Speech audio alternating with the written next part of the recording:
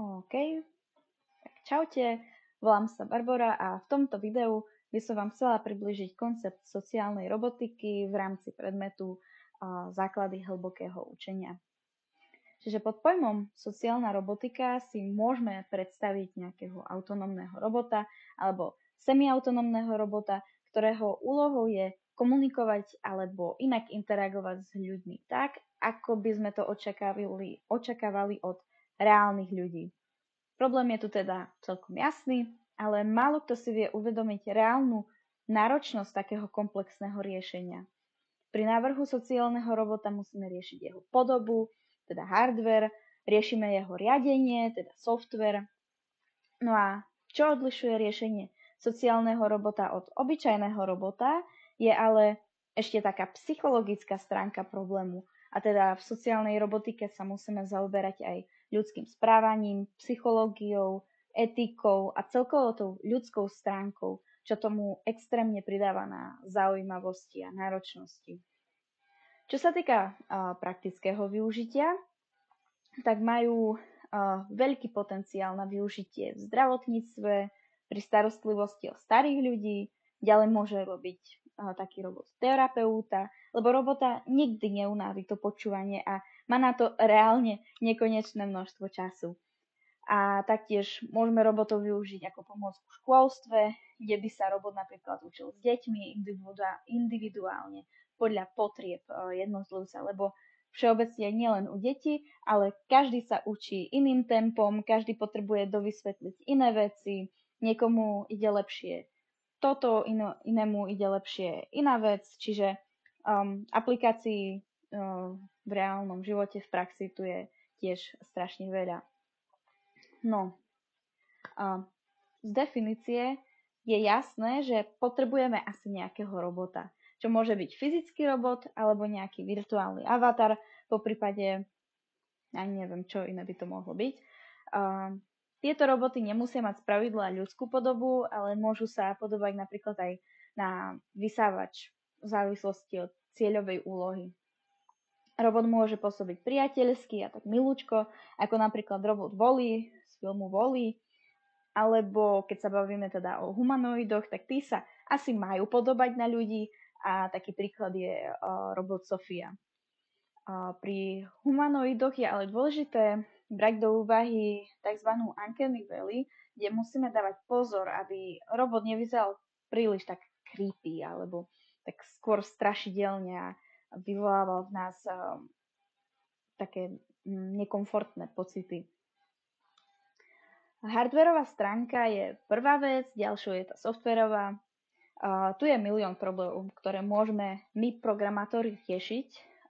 Napríklad človek sa s robotom nejak chce rozprávať a teda musíme riešiť rozpoznávanie rečí, spracovanie prirodzeného jazyka, čo sa dá riešiť rekurentnými sieťami alebo transformermi, ako napríklad GPT, čiže ako veľká pomôcka.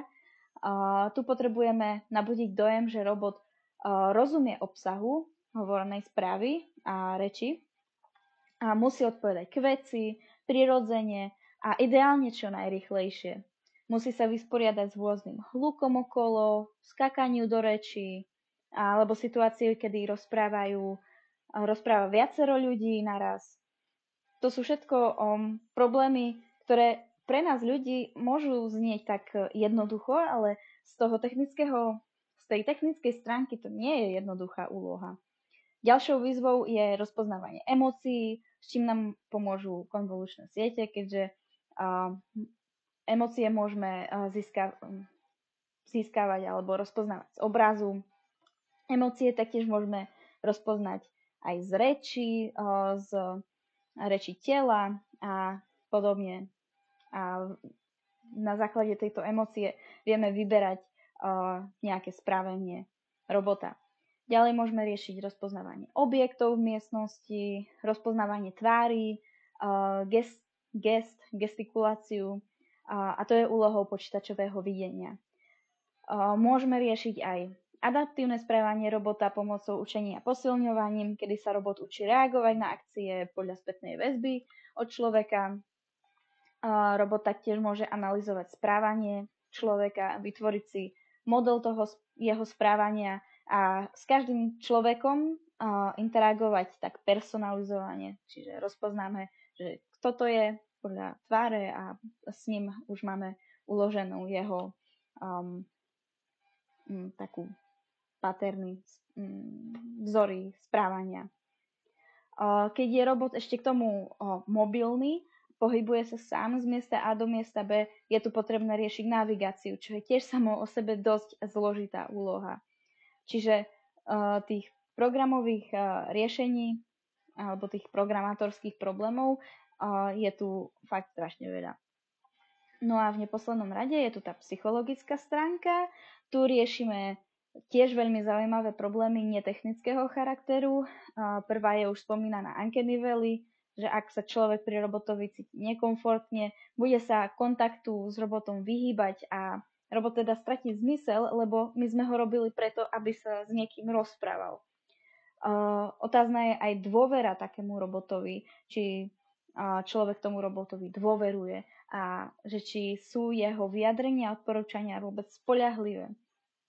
A ďalší taký zaujímavý problém je, alebo závažný problém, je vytvorenie si emocionálnej väzby k robotovi, keďže robot môže nadobúdať dojem, že nám rozumie a že na človeku, no respektíve že robotovi na tomu človeku, s ktorým sa rozpráva, reálne rozumie, alebo že mu na ňom záleží.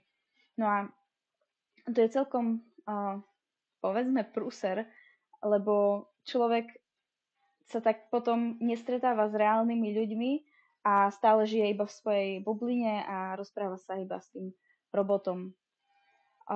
Treba tu tiež riešiť etické a kultúrne otázky, lebo to, čo je pri správaní v poriadku tu v Európe, nemusí byť v poriadku v Ázii a naopak. Ďalej tie etické otázky sú veľmi také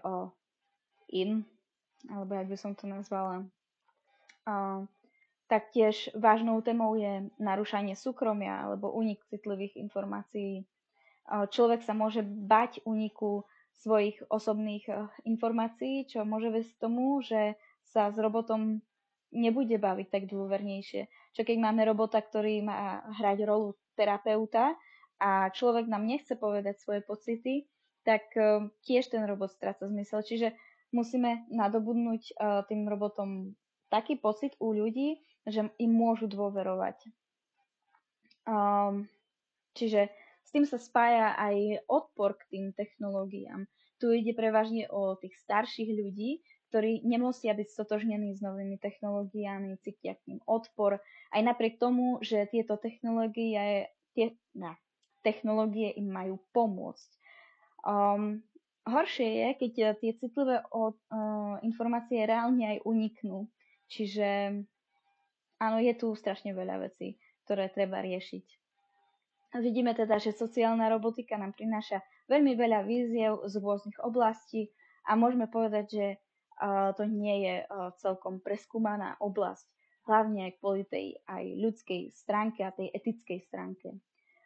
Podľa mňa psychológia v technológiách bude zohrávať veľmi dôležitú úlohu v budúcnosti, keďže sa tej budúcnosti s robotmi pravdepodobne nevyhneme. No a to je za mňa asi všetko. Ďakujem za pozornosť a za váš čas. Majte sa.